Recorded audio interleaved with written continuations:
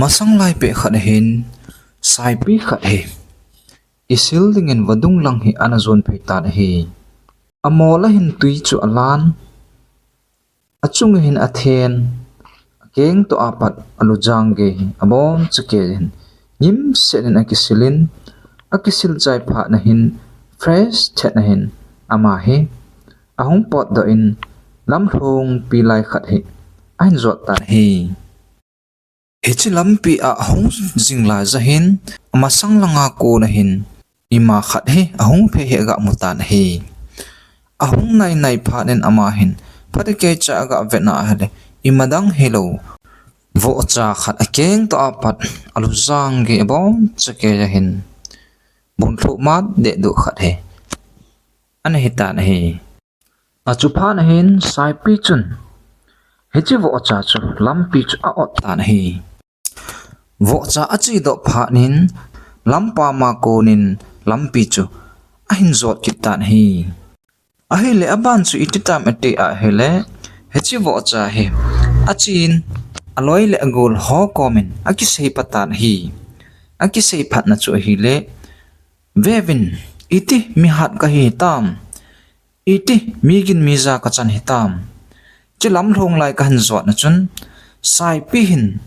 eki chabe se en lampi e ot zingi namu lo ham ti kipa ten kilet sa ten ama hin aloi ho komen sei tan hi aki sei phat he sai pi agul le pai hon aza do kit pha win gang chelen achi phezuvin sai pi ko ma hin hetin aga thut kit tawin hi nangin vo cha chuna ki cha na lampin ot jing hitam tin ama hon lungdong ta le el ta khun aga sei tawin hi hechi vo cha neu chakhat chu na ki cha na lampin ot jing chu kidang be se akidang be se jing ati tawin hi aloi hon athu sei zo siu chu phadike chan anga jin angai chai hil phanen hitin ain seitan he hichilai he phadike chan e hon jong anangai ju hite saipin nui heu chan heti hin ain seitan hi a he poi gulte ho na het khilu hi vo cha chu ke man ka ki chat he pon hi ki chat mala he chu bol num leng ka ke nga hin chun phang ka ting ka chut na jeng the hi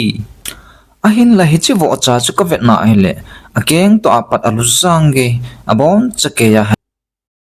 bon tho nen abat de du in hi chu zong le ke ma chu he chi pe ta chu vadunga ka ka kisil ngim set na fresh chet na ka hung do pet chakhat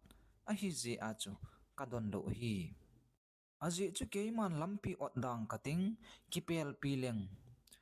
kon asei theyam achunga nen ho chu kachunga hong chu the hi atenga ahile ke jong fresh the na hong pa chu kanet de du ding hetai hizi aju ka sei pe ni ve nang hon nagel chu nagel khil zo a hi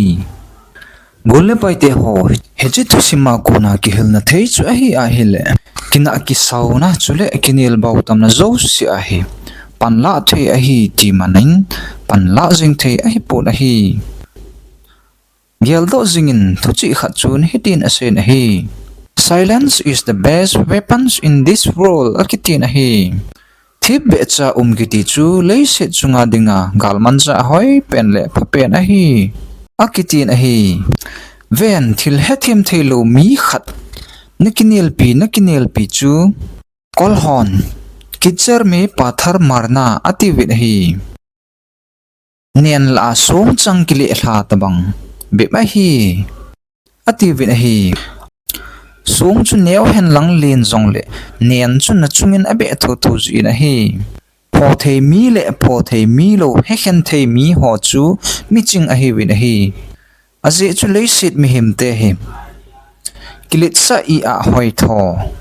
na hin khumang a hi wit hi nangin izat thil pha thil hoi se pi zong la chun hitabang mi ho hin aphalam lo jengin bo ala jiwin a hi hezi achu hitabang mi ho chu ipi se pi ngazam misulung hang thei be mule phat pamaisa a hi win a hi hezi achu panna be mi hoto kinil bautam mo bol sangin thip be cha saipi banga chu yo thim chu thilpha ai pen hi azu chu silence is the best weapons in the world akitin ahi to simi pha sawa ideiwa ingai no mu ba hele loile gol hozong na siru hite bon chakevin dam se taw hite